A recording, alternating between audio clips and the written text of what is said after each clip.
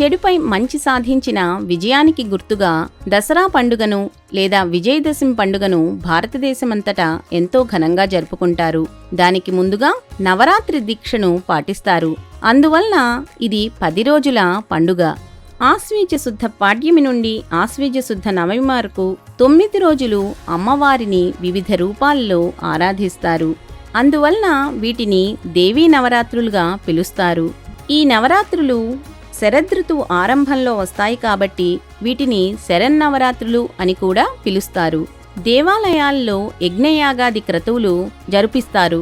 ఈ నవరాత్రుల్లో ప్రతిరోజు దుర్గాదేవిని ఆరాధించటం, దుర్గా సప్తశతి, లలితాపారాయణం వంటివి చేయటం శుభప్రదంగా భావిస్తారు. భారతదేశమంతటా వారి సంప్రదాయాల ప్రకారం ఉపవాస దీక్షలను పాటిస్తారు. దసరా నవరాత్రి దీక్ష అనేది కేవలం ఆధ్యాత్మిక ఆచారం మాత్రమే కాదు. దాని వెనుక బలమైన శాస్త్రీయ కారణాలు, ఆరోగ్య ప్రయోజనాలు ఉన్నాయి. ఈ దీక్షలు మనం శారీరకంగా, మానసికంగా కూడా ఉత్తేజంగా ఉండటానికి దోహదపడతాయి. శరదృతువు ప్రారంభంలో అంటే ఆశ్వీజ మాసంలో వాతావరణంలో మార్పులు జరుగుతాయి.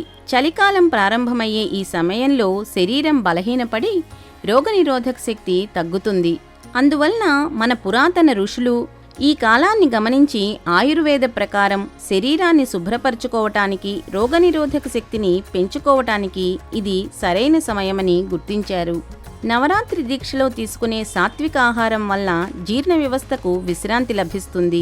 ఉపవాస దీక్షలో తీసుకునే పాలు, పండ్లు, సాత్వికాహారం వంటివి శరీరానికి తక్షణ శక్తిని అందిస్తాయి.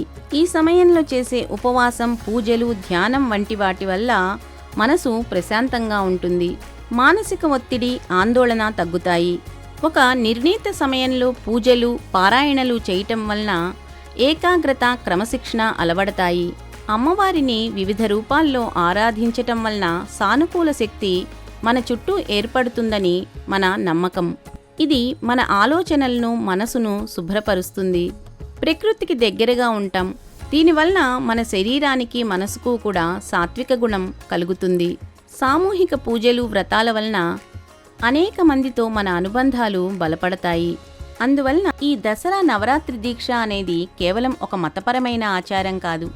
ఇది మన శరీరాన్ని, మనసును ఆరోగ్యంగా ఉంచుకోవటానికి, కాలానుగుణంగా వచ్చే మార్పులకు అనుగుణంగా మనల్ని మనం సిద్ధం చేసుకోవటానికి మన పూర్వీకులు, ఋషులు రూపొందించిన ఒక గొప్ప శాస్త్రీయ విధానం. ఈ నవరాత్రుల్లో మన ఋషులు మనకందించిన విధానాలను పాటిద్దాం. అమ్మవారిని ఆరాధిద్దాం. అమ్మవారి ఆశీర్వాదాలతో పాటు ఆధ్యాత్మిక, మానసిక ప్రశాంతత, శారీరక ఆరోగ్యం మనందరికీ లభించాలని ఆ అమ్మవారిని కోరుకుంటున్నాము. ఓం శ్రీమాత్రే నమః. సర్వే జనా సుఖినో భవంతు.